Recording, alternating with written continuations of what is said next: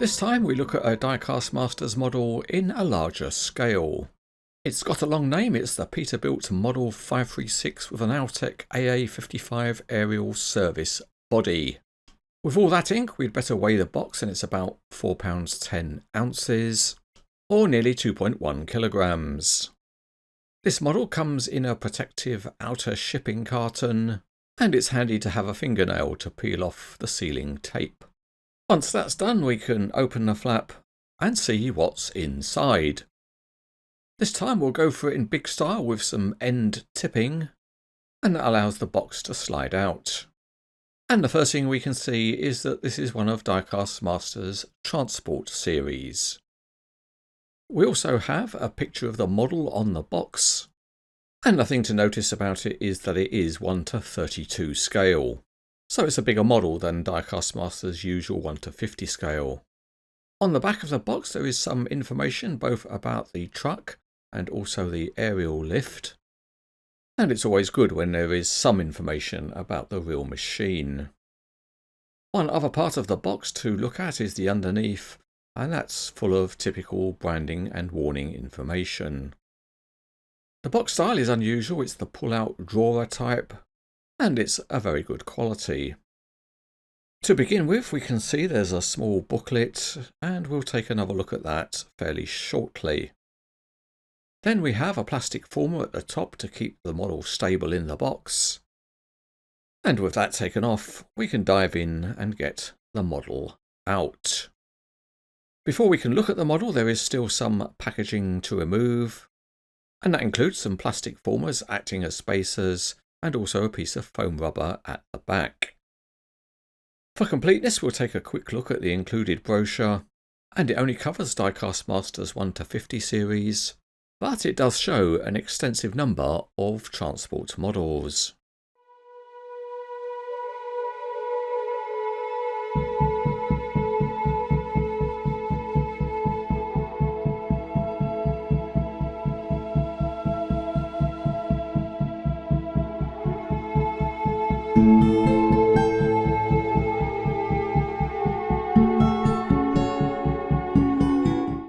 Assembly is limited to a choice of 2 different exhaust stacks.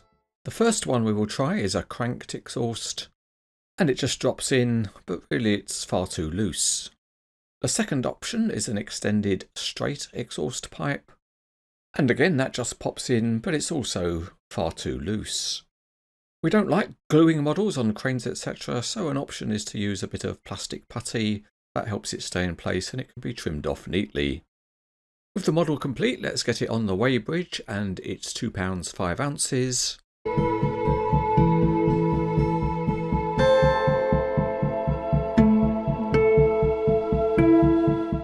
We start underneath with the detail, and at the front the engine and exhaust pipe is modelled. And there's also the drive shaft, and you can see the spreader plates. Nearly all of these parts are in plastic. A nice touch is the flexible mud flaps, and the tyres have a decent tread pattern. The cab has lights on the roof, and the windscreen wipers are there, and there are large chromed mirrors. The shape of the hood is modelled well, and the grille at the front is nice enough with a grille pattern, and as a generic model there's space for a number plate. On the side of the cab the grab rail is also plastic, and there's some decent graphics and a door handle on the door. The chromed steps leading up to the cab are also plastic, but some nice touches of detail are the filler cap and fire extinguisher. The plastic chromed wheels are shiny. Moving on to the body, and there are some sharp graphics which are very legible, and the panel handles are highlighted. There are more detailed graphics at the back, and an interesting looking igloo barrel. The small graphics are surprisingly legible, even including the spelling error. At the back the lights are indicated. There's a nice rubberized textured surface, although the outrigger holders are obviously plastic. Another nice detail is this hose reel. There is plenty of chrome texturing on the toolboxes, and other parts such as the exhaust and the boom support are in plastic. Also in plastic are the steps up to the basket, as are other parts around the boom. But the boom itself is metal, and there's some nice detailing within the casting. All of the connection rivets have silver heads. The basket is a plastic part, and because it's slightly off colour, it does look like plastic. The winch is also plastic with a slightly better colour match.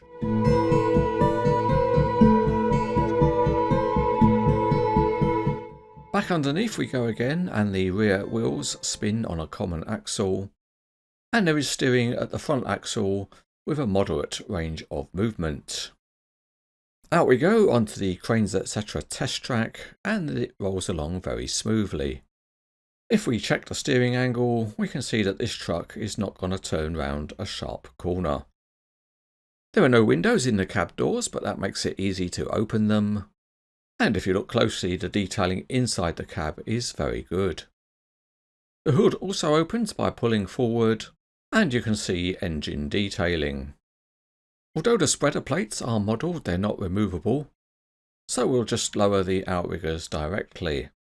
They pull out quite simply as they are sliding parts, but that does mean they won't hold any load at all and really are just for display.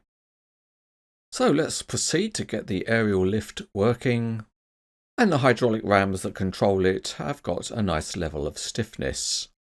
The basket rotates by hand rather than being articulated, and you can raise the basket up and also rotate the whole assembly. If we do a quick stability test, the model is perfectly stable. There's another small feature at the basket, which is the extendable winch. But the winch doesn't work, and the way it's been fixed means it doesn't hang straight. But many collectors might want to fix that to make it look better. So with the boom up, let's do a dim check and see how high we get. And it's around 20 inches or 50 centimetres.